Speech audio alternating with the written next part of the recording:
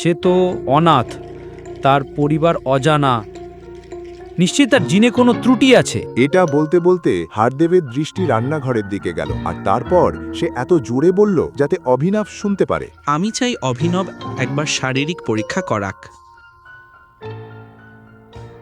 আমি তো শুধু তোমাদের ভালোটাই চাই, আর কি। গ্র্যান্ডপা, তুমি তো এত মিষ্টি, কিন্তু আমরা কি এই বিষয়টা আপাতত সরিয়ে রাখতে পারি? আমার মাথায় অনেক কাজের চাপ আছে এখন।